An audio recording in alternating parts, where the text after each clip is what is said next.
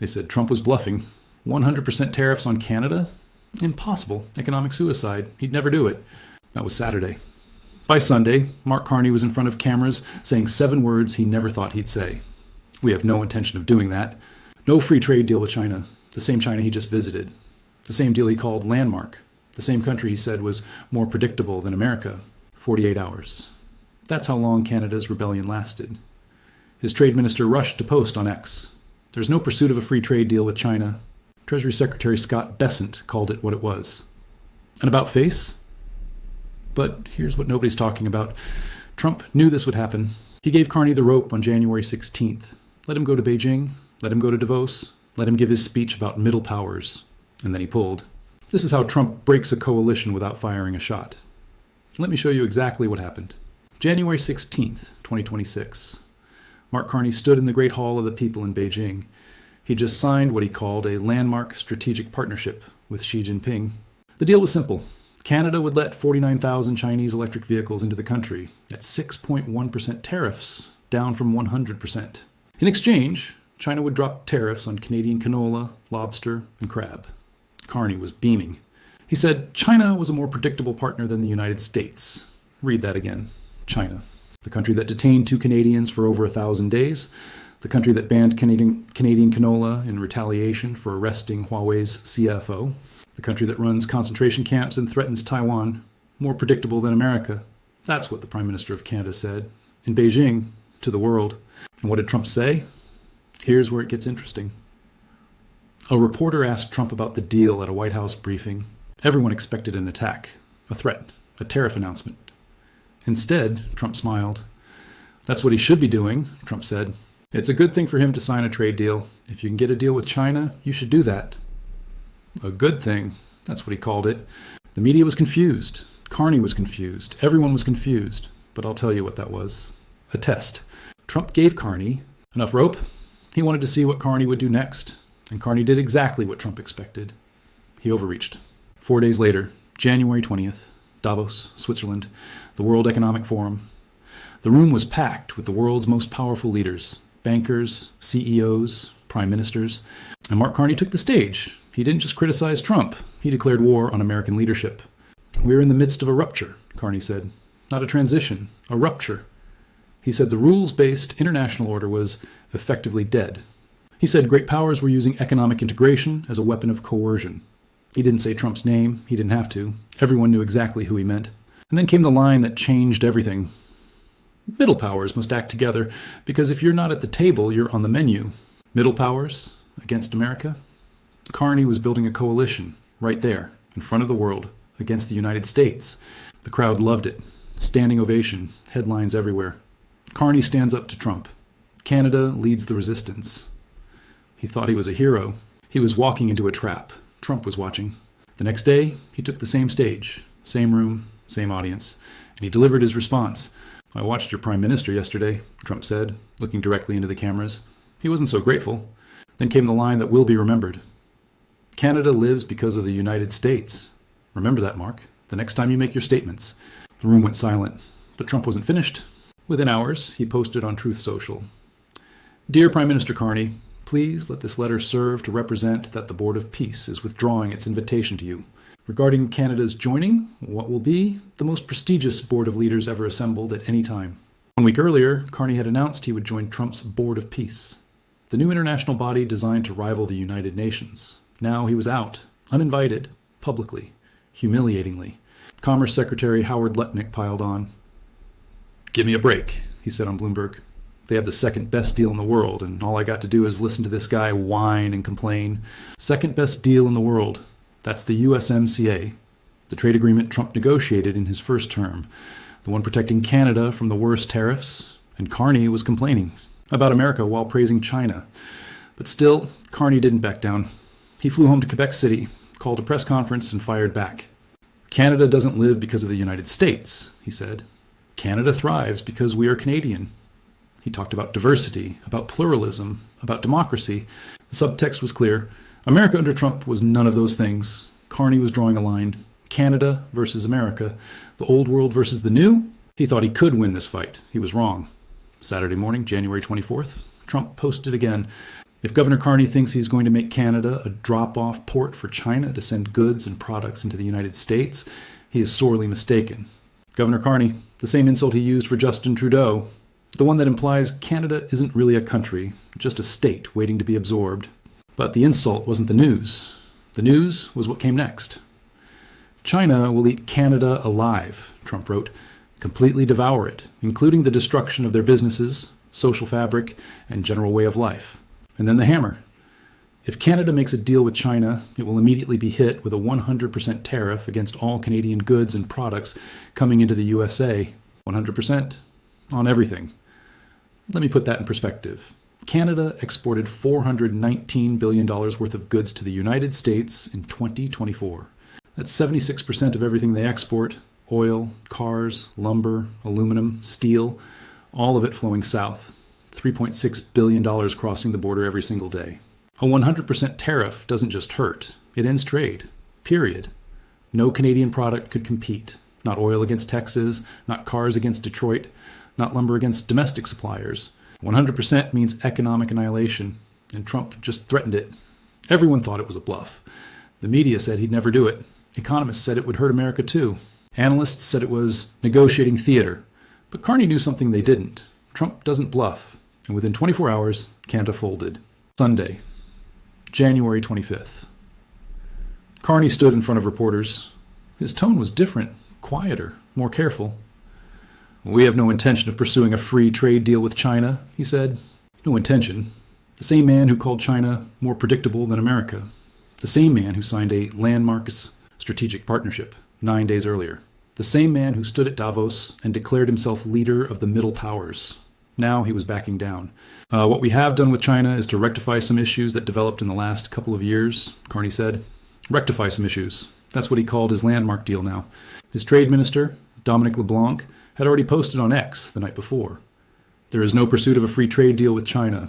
What was achieved was resolution on several important tariff issues. Resolution on tariff issues. Not a strategic partnership, not a landmark deal, just some tariff issues. The walkback was complete. Treasury Secretary Bessent went on ABC News and said what everyone was thinking. The Canadians a few months ago joined the U.S. in putting high steel tariffs on China because the Chinese are dumping.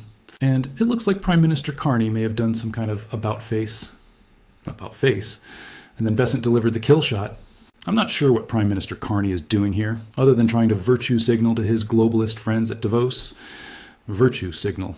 To his globalist friends. That's what the Treasury Secretary of the United States said about the Prime Minister of Canada on national television. And Carney couldn't respond, because he'd already backed down. Here's what just happened. In 9 days, Mark Carney went from signing a landmark deal with China to calling China more predictable than America, to declaring himself leader of the middle powers, to saying Canada has no intention of pursuing a China deal. 9 days, one threat from Trump, and the entire rebellion collapsed. Not because Trump was angry, not because he was impulsive, because he was patient. He gave the blessing on January 16th, let Carney take the win, let him fly to Davos, let him give his speech. And then he responded with overwhelming force. Board of Peace invitation revoked. 100% tariff threatened. Governor Carney, sequence, timing, leverage. This is what Trump does. And in part 2, I'll show you why Canada had no choice but to fold, why the middle power coalition is dead before it started, and what this means for every other country watching. Because the lesson here isn't just about Canada, it's about what happens when you bet against America. Canada had no choice. That's not spin, that's math. Canada's GDP is $2.4 trillion. America's is $29 trillion. Canada's economy is about 8% the size of America's. 76% of Canadian exports go to the United States. $3.6 billion crossing the border every single day. Now let's talk about China. 2%. That's how much of Canada's exports go to China. 2%. Carney went to Beijing, signed a deal for 49,000 electric vehicles, called it Landmark, said it would boost exports to China by 50%. 50% of 2% is still almost nothing. Meanwhile, he was risking 76%. That's not strategy. That's suicide. And Trump knew it. Let me show you what a 100% tariff actually means. Take Canadian oil. Canada is America's largest foreign oil supplier. Over 60% of all U.S. crude imports come from Canada. 4 million barrels a day flowing south through pipelines. At 100% tariffs, that oil becomes twice as expensive as domestic production. Refineries switch suppliers. Pipelines go quiet. Alberta's economy collapses. Take Canadian cars. The auto industry is completely integrated across the border. Parts cross multiple times during manufacturing. A single car might cross the border 8 times before it's finished. A 100% tariff doesn't just raise prices. It breaks the supply chain entirely. Plants close, workers go home, the Canadian auto industry dies. Take Canadian lumber. America is the primary market. 100% tariffs mean American builders buy American wood or import from somewhere else. Canadian mills shut down. This isn't a negotiating tactic. This is economic destruction. And Carney understood that. That's why his trade minister rushed out a statement within hours. That's why Carney was in front of cameras the next day saying, no intention. Because he did the math. But here's the trap. Carney couldn't back down without losing everything he'd built. Think about it. He built his entire political identity on standing up to Trump. He won the election by promising to keep Canada's elbows up. He went to Davos and declared himself leader of the middle powers. If you're not at the table, you're on the menu.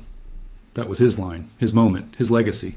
And then Trump threatened 100% tariffs. And Carney had 2 options. Option 1, move forward with China, face economic annihilation, watch Canadian jobs disappear, watch the economy collapse, but keep his dignity. Option 2, back down. Say no intention. Walk back the landmark deal. Look like exactly what Trump called him, a governor, not a prime minister. He chose option 2. And here's what that tells you about leverage. Speeches don't pay bills. Coalitions don't stop tariffs. Middle power solidarity doesn't keep factories open. Only one thing matters in a trade war. Who needs who more? And Canada needs America far more than America needs Canada. Now, let's talk about the middle power coalition. Carney stood at Davos and said middle powers must act together. He said Canada had signed 12 trade and security deals on 4 continents in 6 months. He talked about variable geometry coalitions. He was building an alliance against America. The European Union, Australia, Japan, South Korea, countries that depend on American security but resent American power. Carney positioned himself as the leader of this movement. Trump just killed it in its crib. Because here's what every country watching learned this week. You can criticize America at Davos. You can make speeches about rupture and coercion. You can sign deals with China and call them strategic partnerships. But when America responds, you're alone. Nobody came to save Canada. The European Union, they just spent a week trying to save their own relationship over Greenland. They're not picking a fight over Ottawa. They backed down too. Trump threatened tariffs over Greenland. Within days, NATO announced a framework deal. Trump got what he wanted. Europe folded. China? They'll take the deal if Canada offers, but they won't sacrifice anything to defend Canada from American tariffs. Beijing called Carney's visit a new starting point. But when Trump threatened 100%, China said nothing, did nothing. Canada was useful to them, not essential. The other middle powers, they're watching what happens to Carney, and they're learning. Don't go first, don't stand up, don't make yourself a target. That's the real message of this week. Let me show you the pattern. Denmark learned with Greenland. Trump wanted access. Denmark said no. Trump threatened tariffs. NATO negotiated. Denmark gave ground. Europe learned with NATO spending. Trump said pay more or America leaves. Europe complained, then Europe paid. Now Canada learned with China. The pattern is the same every time. Threaten, wait, let them overreach.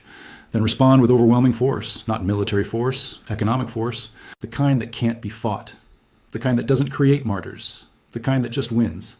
And here's what makes Trump's position unassailable. America doesn't need Canada. That sounds harsh, but it's true. Yes, Canadian oil is convenient, but America produces more oil than any country on earth. They can replace Canadian barrels. Yes, Canadian cars are integrated, but those plants can move to Michigan, to Ohio, to Texas. American workers would welcome the jobs. Yes, Canadian lumber is cheap, but American forests exist. American mills can expand. The trade relationship benefits both countries. But it benefits Canada more, far more. Canada needs America like a small business needs its biggest customer. America needs Canada like a big company needs a reliable supplier, useful, replaceable. Trump understands this asymmetry. He used it, and Carney learned it the hard way. Here's the final irony. Trump offered Canada a path, the USMCA, the trade agreement he negotiated in his first term, the one that protects Canada from the worst tariffs, the one Commerce Secretary Lutnick called the second best deal in the world. All Carney had to do was stay quiet, keep the deal, don't make waves. Instead, he went to Beijing, he went to Davos, he made speeches about middle powers and rupture and American hegemony. He called China more predictable than America. He thought he was being brave. He was being reckless. Because Trump doesn't forget, and Trump doesn't forgive. Let me tell you what happens next. The USMCA comes up for review this summer. Canada, America, and Mexico will renegotiate the terms. Before this week, Canada had leverage. They could push back. They could demand concessions. Now, Carney walks into that negotiation having just backed down publicly, having just admitted Canada has no intention of pursuing alternatives, having just shown the world that one Trump post can reverse Canadian policy in 48 hours. That's not leverage, that's surrender. Trump will get whatever he wants in that negotiation. Because Carney already showed him the price of resistance is too high. And here's the lesson for everyone else. This isn't just about Canada. It's about what happens when you bet against America. Denmark bet against America on Greenland. They lost. Europe bet against America on NATO spending. They lost. Canada bet against America on China. They lost. The pattern is clear. The lesson is obvious. Trump is reshaping the global order, not with armies, not with invasions, with economics. Tariffs are his weapon. Trade access is his leverage, and nobody has figured out how to stop him. Because you can't sanction America. You can't tariff America back without hurting yourself more. You can't build a coalition fast enough to matter. All you can do is comply or suffer. Canada chose to comply, and now every other country knows what that looks like. Canada lives because of the United States. That's what Trump said at Davos.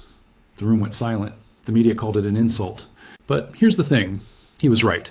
Not because Canada doesn't have value, not because Canadians aren't capable, but because geography is destiny. When 76% of your exports go to one country, that country has power over you. When your pipelines flow south, your currency tracks the dollar, and your defense depends on American protection, you don't get to pretend you're independent. Carney learned that this week. He gave a beautiful speech about middle powers and coalitions and standing together, and then Trump posted on Truth Social. And within 48 hours, Canada folded. Not because Carney is weak, not because Canada is weak, because math is math. And leverage is leverage. And America has more of both. Trump gave Canada one warning, January 16th. That's what he should be doing. He blessed the China deal. He let Carney take the win. He gave him rope. Carney used that rope to hang himself. Beijing, Davos, middle powers, more predictable. And then Trump pulled. Board of Peace revoked. 100% tariffs threatened. Governor Carney. 48 hours later, Canada admitted the truth. We have no intention. That's not a policy statement. That's a confession. A confession that when it comes to America, there is no alternative. There's no coalition. There's no escape. There's only one choice: cooperate or collapse. Canada made their choice, and the world is watching.